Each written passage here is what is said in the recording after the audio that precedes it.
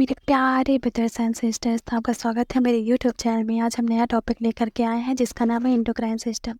इसमें हम डिटेल में पढ़ेंगे कि हमारी ग्लैंड कितने टाइप्स की होती हैं और कहाँ कहाँ पर पाई जाती हैं, किस तरह से कार्य करती हैं, कौन सा हार्मोन रिलीज़ करती हैं, सब कुछ हम डिटेल्स में पढ़ेंगे। बहुत ही आसान भाषा में रहेगा, हिंदी इंग्लिश दोनों में। तो इसको पूरा देखिएगा, तभी वीडियो में समझ में आएगा क्या कैसी सारी प्रोसेस होती हैं ग्लैंड में। ये 2 पार्ट में रहेगा। ये फर्स्ट पार्ट है, सेकंड पार्ट जल्दी ही आएगा क्योंकि बहुत बड़ा टॉपिक है तो एक पार्ट में नहीं हो पाता, इसलिए 2 पार्ट में रहेगा, तो ज़रूर देखिएगा। सबसे पहले हम ये जानेंगे कि एंडोक्राइन सिस्टम होता क्या है। तो endocrine system, the system is a network of gland that produce and secrete hormones to regulate various body functions including metabolism, growth and reproduction। जो हमारा एंडोक्राइन सिस्टम होता है ये ग्रंथियों का जाल है, यानी कि जो हमारी ग्लैंड होती हैं उसका गुच्छा है जो हार्मोन उत्पन्न करता है और विभिन्न शारीरिक कार्यों को नियंत्रित करने के लिए होते हैं। जो ये हार्मोन्स को उत्पन्न करता है यानी कि वो प्रोड्यूस करता है, वो हमारे जो शरीर होते हैं उसको कंट्रोल करने के लिए यूज होता है, जैसे कि अवशोषण, विकास और प्रजनन, यानी कि ग्रोथ, मेटाबॉलिज्म और रिप्रोडक्शन में ये इसके हार्मोन्स यूज़ होते हैं। अब हम देखेंगे टाइप्स ऑफ ग्लैंड। जो हमारी ग्लैंड होती है ये कितनी टाइप्स की होती हैं। तो ये 2 टाइप्स की होती हैं, एंडोक्राइन ग्लैंड और एक्सोक्राइन ग्लैंड। तो अब हम चलिए इसको डिटेल में कहते हैं कि एंडोक्राइन ग्लैंड के अंदर कौन कौन से पार्ट आते हैं, बॉडी पार्ट, और कहाँ से हार्मोन्स रिलीज होता है, कौन सी ग्लैंड कौन सा हार्मोन रिलीज करती है, ये सब कुछ हम जानेंगे। तो सबसे पहले स्टार्ट करते हैं एंडोक्राइन ग्लैंड से। An endocrine gland is type of gland that produce hormones and delivers them to other parts of the body। Endocrine gland एक प्रकार की ग्लैंड होती है जो हार्मोन उत्पन्न करती है और उन्हें शरीर के अन्य भागों तक पहुंचाती है।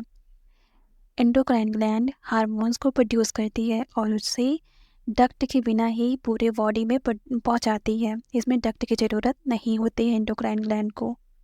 अब हम जानेंगे कि एक्सोक्राइन ग्लैंड क्या होती है। तो an exocrine gland is a gland that is secretion messenger substance through ducts. This is known as external chemical that exact the body. जो एक्सोक्राइन ग्लैंड होती है इसे हार्मोन्स रिलीज करने के लिए डक्ट की ज़रूरत पड़ती है। इसमें हम देखेंगे कि जो एक्सोक्राइन ग्लैंड होती है इसमें कौन कौन से पार्ट बॉडी के आते हैं। आई से टीयर्स, जो हमारी आंसू निकलती है वो, फिर माउथ से सलाइवा, स्किन के थ्रू पसीना निकलता है जो, फिर स्टोमक से एंजाइम रिलीज होता है, ब्रेस्ट से मिल्क रिलीज होता है, और लीवर से बाइल जूस, पेनक्रियास से जूसेस, और इंटेस्टाइन से म्यूकस। जैसे कि इस इमेज में आप पूरा डिटेल में देख ही रहे हैं कौन सा पार्ट कहाँ पे पाया जाता है और क्या रिलीज़ करता है। इसमें आप देखेंगे तो आपको पूरा समझ में आएगा कि कौन सा पार्ट क्या चीज़ रिलीज़ कर रहा है। अब हम देखेंगे कि एंडोक्राइन जो हम देखे थे कि उसमें कौन कौन से पार्ट होते हैं एंडोक्राइन ग्लैंड में। तो हमने देखा था कि पिट्यूटरी ग्लैंड सबसे फर्स्ट नंबर पे थी। तो हम सबसे पहले आप पिट्यूटरी ग्लैंड को डिटेल में करेंगे। तो जो हमारी पिट्यूटरी ग्लैंड होती है इसे मास्टर ग्लैंड भी बोला जाता है। चलिए इसे डिटेल में करते हैं। तो the pituitary gland is an endocrine gland located below the brain that produces and secretes various hormones which regulate various functions in the body। Pituitary gland brain के नीचे स्थित होती है और विभिन्न हार्मोन्स का निर्माण और सर्जन करती है। जो हमारी पिट्यूटरी ग्लैंड होती है देखने में तो बहुत छोटी होती है पर ये काम बहुत बड़े बड़े करती है। तो जो हमारी पिट्यूटरी होती है मटर के दाने की साइज़ की होती है और ये बहुत सारे हार्मोन्स का निर्माण करती है और उन्हें पूरे बॉडी को कंट्रोल करने में यूज़ करती है। सिंपल भाषा में अगर समझें तो जो हमारी पिट्यूटरी ग्लैंड होती है ये बहुत सारे हार्मोन्स का निर्माण करती है और उन्हें उत्सर्जित करती है। अब हम देखेंगे पिट्यूटरी के 2 लोब होते हैं, एक होता है इंटीरियर लोब और दूसरा होता है पोस्टीरियर लोब। तो हम सबसे पहले इंटीरियर लोब में देखेंगे कि उसमें क्या क्या प्रोसेस होती हैं। एक होता है इंटीरियर लोब और दूसरा होता है पोस्टीरियर लोब। तो हम सबसे पहले देखेंगे कि जो इंटीरियर लोब होता है उससे कौन से हार्मोन रिलीज होते हैं। तो सबसे पहले ग्रोथ हार्मोन। तो सब पहले देखते हैं ग्रोथ हार्मोन को डिटेल में करते हैं। ग्रोथ हार्मोन को ही सोमैटोट्रोपिन हार्मोन बोला जाता है, यानी कि एसटीएच और ग्रोथ हार्मोन एक ही होते हैं। Growth hormone is a hormone that aids in the physical development and height of children and adults. Growth hormones यह एक हार्मोन है जो बच्चों और वयस्कों के शरीर और विकास की ऊंचाई में मदद करता है। यानी कि जो हमारा ग्रोथ हार्मोन्स होता है ये बच्चों और वयस्कों के शरीर को बढ़ने में मदद करता है। जैसे आपने देखा होगा कि कुछ लोग बौने रह जाते हैं, बड़े नहीं होते, छोटे होते हैं, उनमें ग्रोथ हार्मोन जो है वो रिलीज़ ज़्यादा नहीं होता है, कम मात्रा में रिलीज होता है, जिससे उनकी ग्रोथ नहीं हो पाती है। अब हम देखेंगे TSH, thyroid stimulating hormone. Thyroid stimulating hormone TSH is a hormone that regulates the thyroid gland and stimulate the production of thyroid hormones.